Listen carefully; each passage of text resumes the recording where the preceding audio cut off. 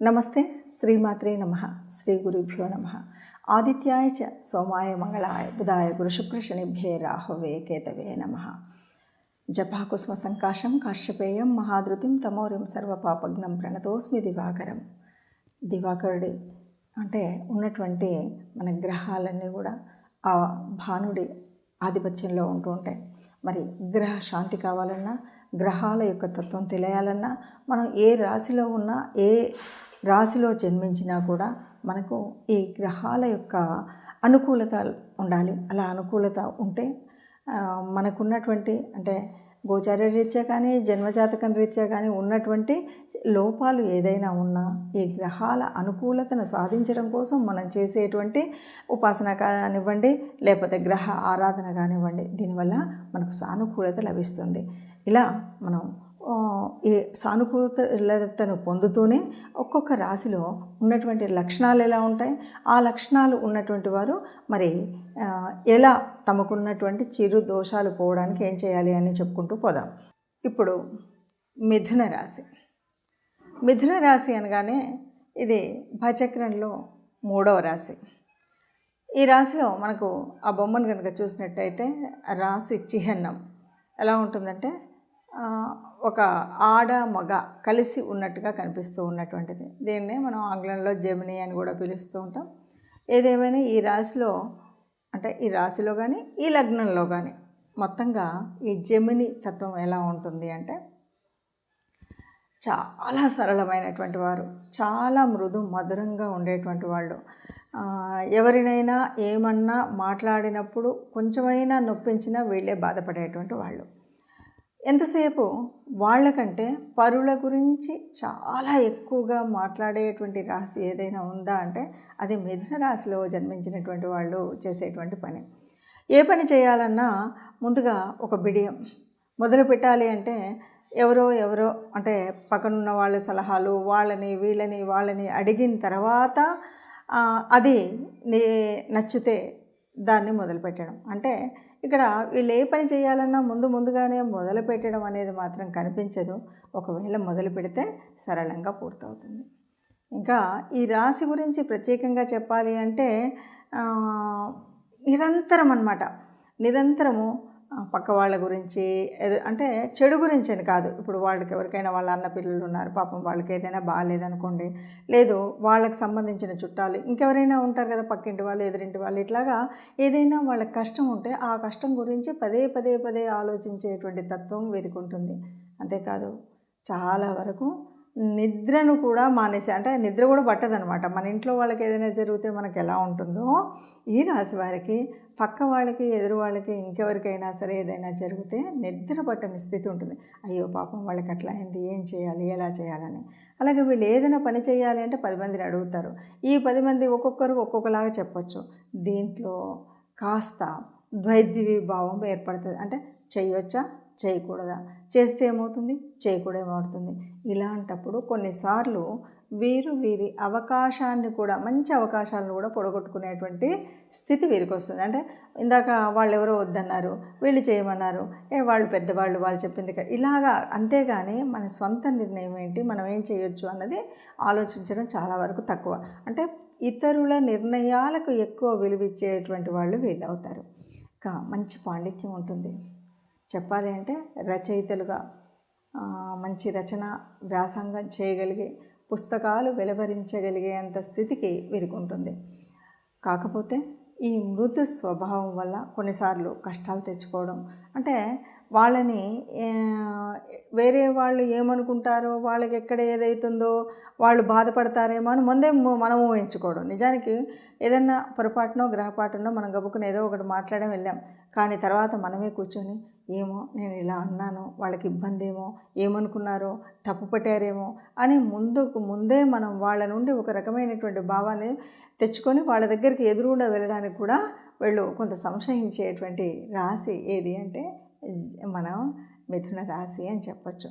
కాకపోతే ఇందులో ఉండేటువంటి అన్ని లక్షణాల్లో కూడా ఒక సరళంగా అందరితో మాట్లాడుతూ అందరితో ప్రేమతత్వంతో ఉండి అందరూ కావాలి అనుకునేటటువంటి తత్వం చాలా మంచిది.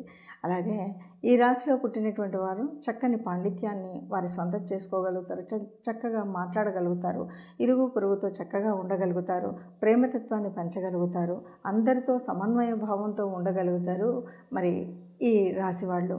అట్లాగే కొన్ని విషయాల్లో కొన్నిసార్లు కొంచెం వెనక ముందు వేయడం వల్ల నష్టాలు రావచ్చు, కొన్నిసార్లు లాభాలు రావచ్చు. అంటే మనకు స్వంత నిర్ణయం కావాలి అనేటువంటిది ఉండదు. ఎవరో ఏదో చెప్తే సరే అది చేద్దాంలే, ఇంకొకరు ఏదో చెప్తే ఇది చేద్దాంలే అనేటువంటి భావనలో ఉండడం వల్ల వీరు నిజానికి సాధించవలసినటువంటి ఘనత, సాధించవలసినటువంటి కీర్తి, సాధించవలసినటువంటి ప్రతిభ ఏదైతే ఉంటుందో అంత ఉన్నతి పొందలేకపోతారు. అంటే కారణం ఇదే. ఇక ఆరోగ్య సమస్యలు ఉంటాయి. ఎందుకు ఉంటాయి అంటే నిద్రలేమి వల్ల ఉంటుంది. నిద్రలేమి ఎందుకు అంటే మనకు పనికిరాని విషయాలన్నీ మనమే ఆలోచిస్తూ ఉంటాం కాబట్టి ఆ ఆలోచన మూలంగా నిద్రలేమి అనేది కూడా వీళ్ళకి ఎక్కువగా ఉంటుంది. ఈ నిద్రలేమి వల్ల అనారోగ్యం పాలవ్వడం, ఈ అనారోగ్యం పాలవ్వడం వల్ల ఆలోచనలు సరే ఎవరైనా ఏదైనా చెప్తే అదే చేద్దామని అనుకోవడం, వీటి వల్ల కొంత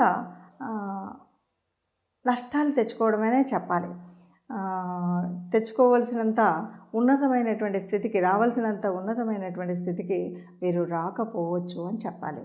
ఇక మిగతా సమాజంలో కానీ లేదు మనం చుట్టుపక్కల ఉన్నటువంటి వారితో కానీ ఇంట్లో వాళ్ళతో కానీ అందరితో ప్రేమతత్వాన్ని పంచుకుంటారు, అందరూ కావాలనుకుంటారు, వాళ్ళ మాటకి ఎక్కువ విలువిస్తారు.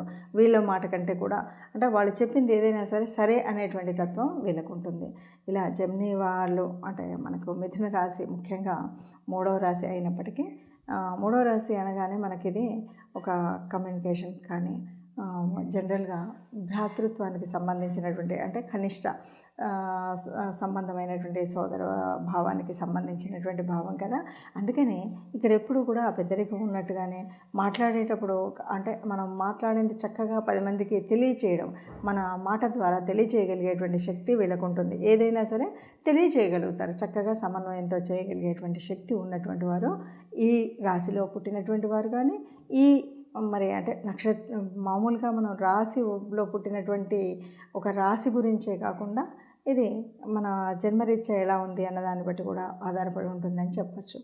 ఇవండి మనకి ఈ రాశి యొక్క అంటే ఈ రాశిలో పుట్టినటువంటి వారి గుణగణాలు, ముఖ్యంగా వారి తత్వం ఎలా ఉంటుంది. ఈ రాశిలో పుట్టినటువంటి వారు అంటే చక్కగా 10 మంది కూడా పొగుడుతారు, 10 మంది కూడా వీళ్ళని ఇంత సాత్విక భావం ఉందా అని అనుకునే విధంగా ఉంటారు. కానీ అన్ని వేళ ఇది పనికిరాదు అన్నది తెలియకుండా కొన్నిసార్లు వారికి వారు నష్టం తెచ్చుకునేటువంటి స్థితి ఈ రాశి వారికి ఉంటుందండి. మనం ఏ రాశిలో పుట్టినా, ఏ నక్షత్రంలో పుట్టినా, ఏదేమన్నా సరే మనకున్నటువంటి అంటే ఈ జన్మ ఇక్కడ తీసుకోవడానికి కొంత గ్రహాల యొక్క అంటే ఆ గ్రహాలు అనుకూలించడం అననుకూలించడం అనే దాని మీద కూడా ఆధారపడి ఉంటుంది.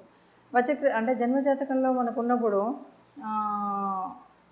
ఎలా ఏ రాశులు ఎక్కడున్నాయి ఏంటి అని చెప్పుకుంటే మన జన్మ రాశి ఏంటి, ఈ రాశి మరి ఈ రాశిలో ఏ గ్రహాలు ఉన్నాయి, ఈ విషయాలన్నీ దాన్ని బట్టి మనకు కొంత మన యొక్క జీవితంలో ఉండేటువంటి మార్పులు చేర్పులు, మన ఉన్నతి, చదువు, ఆరోగ్యం ఇవన్నీ కనిపిస్తూ ఉంటాయి. ఆహార వ్యవహారాలు, మన పద్ధతి, శైలి, రచనా వ్యాసంగం ఇవన్నీ కూడా ఒక్కొక్క గ్రహం యొక్క అనుకూలతను బట్టి మన యొక్క స్థితిగతులు తెలుస్తాయి. అట్లాగే వివాహ సంబంధమైనటువంటి విషయాలు కానీ లేకపోతే మన సంతానం గురించి కానీ, వివాహమైన తర్వాత భార్యాభర్తల యొక్క తోడు నీడగా ఇద్దరు కూడా కలిసి ఉండేటువంటి స్థితి, ఇవన్నీ కూడా మనం అవునన్నా కాదన్నా అక్కడెక్కడో ఉన్నటువంటి గ్రహాలు మనం ఈ భూమి మీద అంటే ఉన్నటువంటి మన యొక్క పుట్టకి ఒక కనెక్షన్ ఉంటుంది. ఈ కనెక్షన్ ఉండడం వల్లనే మనం గ్రహ ఆరాధన చేయడం, నవగ్రహ ఆరాధన చేయడం అనేది ఉంటుంది. ఎప్పుడు కూడా దైవానుకూలత ఉండాలి, నవగ్రహ ఆరాధన ఉండాలి. దీనికి అనుకూలమైనటువంటి ఒక్కొక్క గ్రహానికి ఒక్కొక్క అనుకూలమైనటువంటి అంటే మనం చేయవలసినటువంటి తీర్చుకోవాల్సినటువంటి రుణాలు కానీ ఏవైనా ఉన్నా కూడా వాటన్ని తీర్చుకుంటూ మనము ముందుగా అసలు మన రాశి ఏంటి, ఈ రాశిలో పుట్టినటువంటి వాళ్ళ లక్షణాలు ఏంటి, ఈ లక్షణాలు ఉన్నాయి కాబట్టి నేను ఏం చేయాలి, ఏ ఈ రాశిలో ఉన్నప్పుడు నా రాశి యొక్క మరి ఇందులో ఉన్నటువంటి నా నక్షత్రం ఏంటి, నక్షత్రానికి అధిదేవత ఎవరు, ఏ గ్రహాన్ని నేను పూజించాలి, ఏ రకమైనటువంటి దాన ధర్మాలు చేయాలి, పితృదేవతలను ఎలా పూజించాలి, ఇలాంటి అనేకమైనటువంటి విషయాలకు మనకు తెలుస్తూ ఉంటాయి. కాబట్టి అవన్నీ చేసుకున్నప్పుడు సుఖ సంతోషాలతో ఆయురారోగ్యాలతో సంతోషంగా మనకు ఏ రాశిలో పుట్టినా కూడా హాయిగా మేటి రాశి ఈ రాశి అన్నట్టుగా ఉండే విధంగా ఉండగలుగుతాం. ఇలా ఉండాలి అంటే మనం రాశిలో ఎక్కడ పుట్టామో అది భగవత్ అనుకూలంగా మనం ఎప్పుడు పుట్టాము ఏమంటే పూర్వజన్మ సుకృతం వల్ల మనం తీసుకున్నటువంటి జన్మ వల్ల ఏదో ఒక రాశిలో పుడతాం. పుట్టినా కూడా ఆ రాశిలో ఏ గ్రహం ఉన్నా ఎలా ఉన్నా కూడా మనకు మిగతా గ్రహాలు ఏవి ఎక్కడ ఉచ్చనీచల్లో ఉన్నా ఎలా ఉన్నా కూడా మనం సానుకూలమైనటువంటి సవ్యమైనటువంటి జీవితాన్ని గడపాలంటే తప్పకుండా మనం ఏ రాశిలో పుట్టామో దాంతోపాటు ఏ ఏ గ్రహాలని మనం ఆరాధించాలి, ఏ ఏ దేవతానుగ్రహం పొందాలి అనేటువంటి విషయాన్ని తెలుసుకుని ఆ రకంగా మనం వెళ్ళినట్టయితే తప్పకుండా సుఖజీవనం పొందొచ్చు అని చెప్తూ శుభం భూయాత్.